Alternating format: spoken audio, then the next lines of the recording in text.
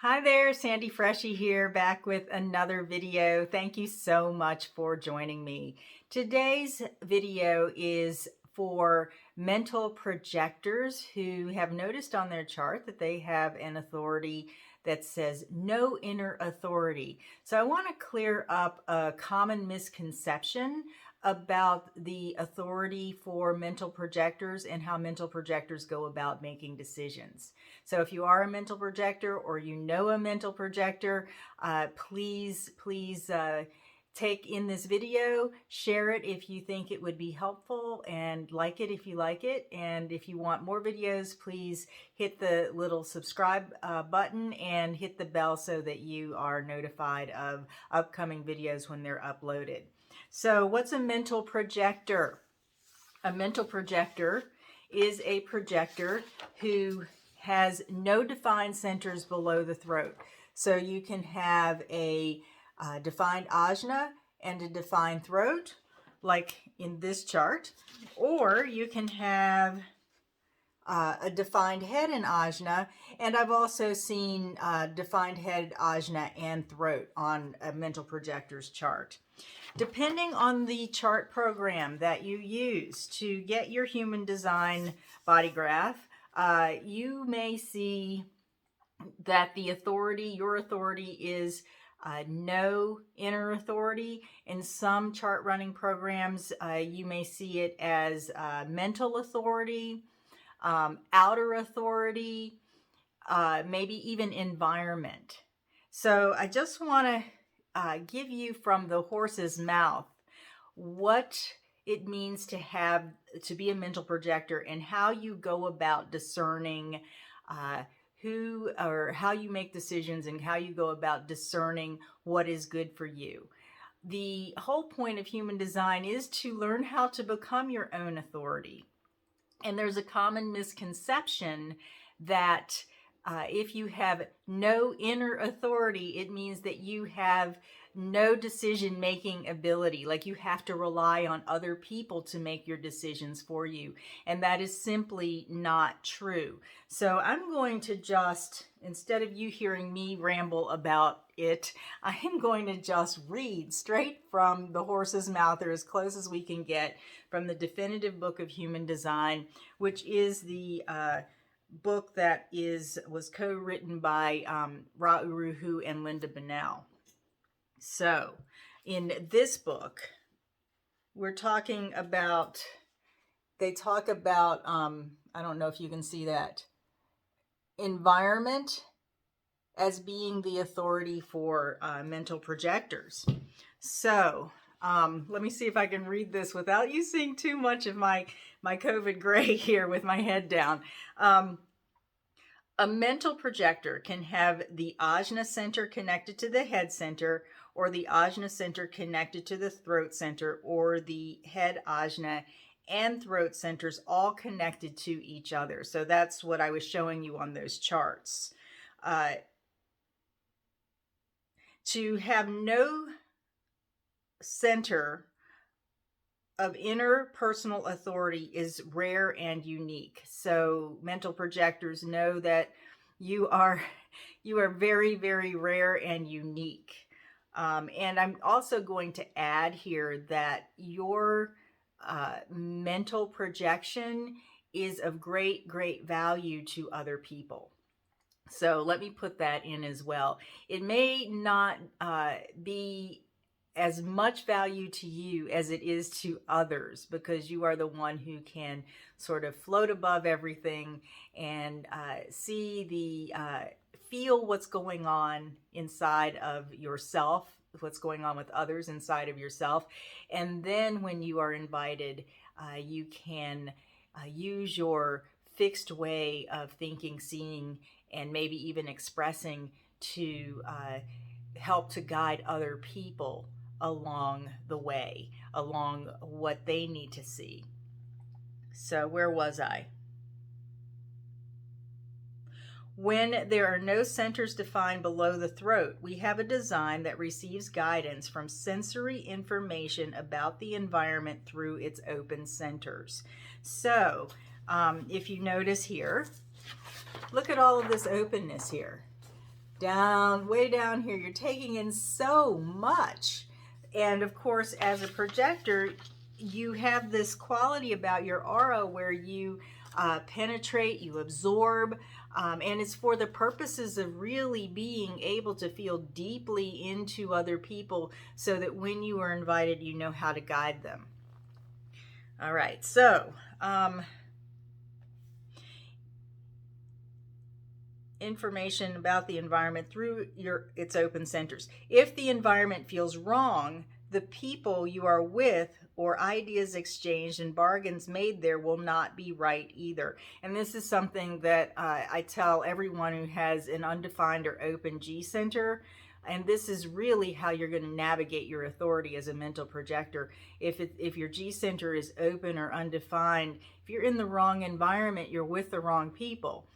And people are everything in terms of being able to connect and to guide and to have the energy resources that you need to do what you're here to do.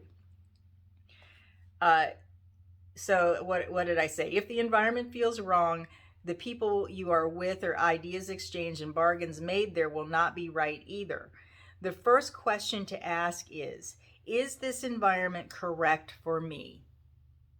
The caution here is to be aware of the strength of your mind and its tendency to intervene in decision making.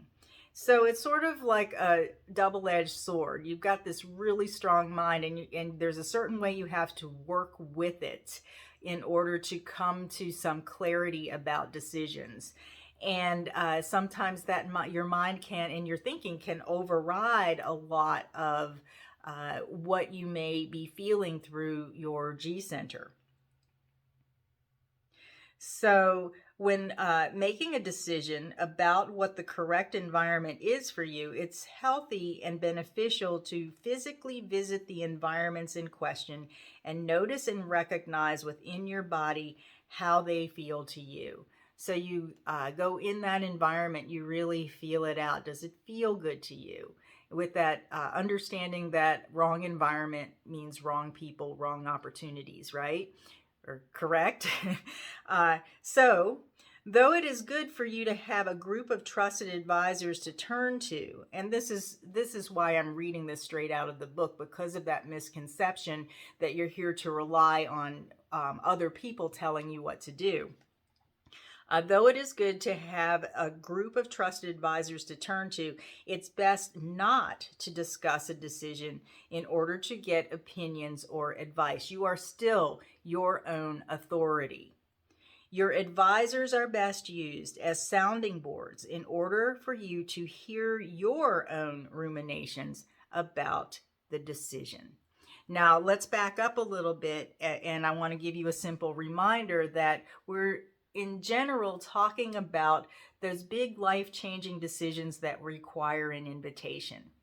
So this is so crucial to understand if you are considering, for instance, a big move from one place to another and you've been invited into it. That's when you want to take your time to go in and out of that environment, to feel into it with your G center so that you understand whether or not this is healthy for you, whether it feels good to you, whether the people there feel good to you, if there's resonance within you. Same thing with relationships, big life-changing relationships. Those types of things are really where your authority is very, very crucial.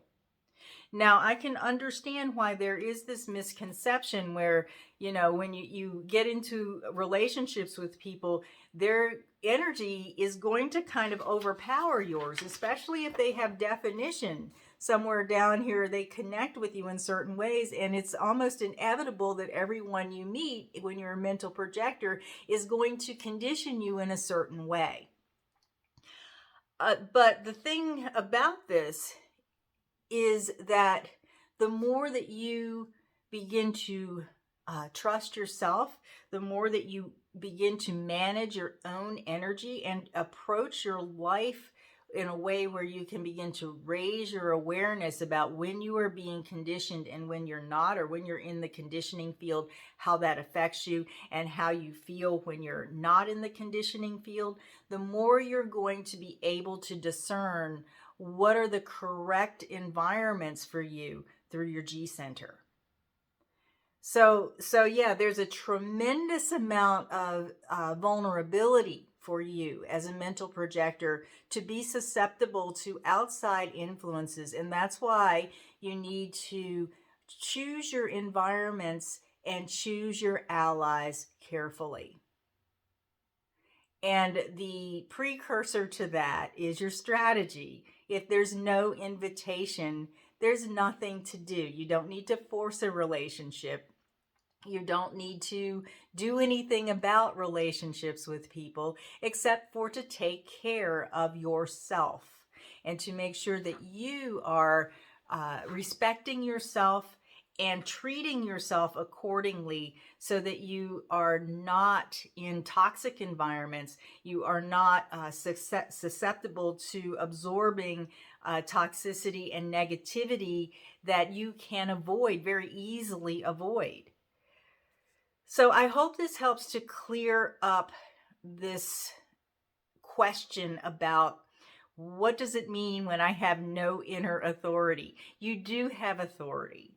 It's through the sensitivity of what you're taking in through your G center and through your ability to become the observer of your own thoughts as you are talking them out and ruminating on them, as it says in the definitive book of Human Design, ruminating on your thoughts, and as you do that with trusted allies who are not going to manipulate you, not going to try to tell you what to do or control your life.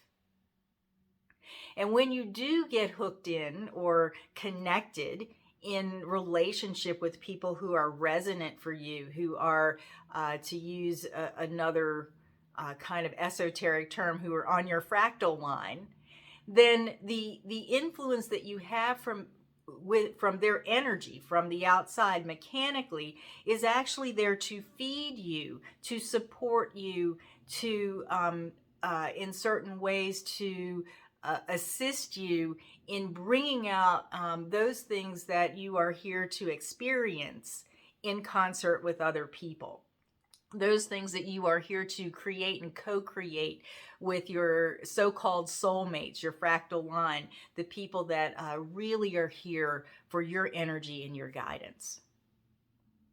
So I think that is it for today. I really would like to hear from the mental projectors who are watching this, how you experience your authority and what your personal experiences are with being under the influence of outside energies, of the energies of other people. And in particular, if you are aware of how you have given your power over in the past to other people's opinions.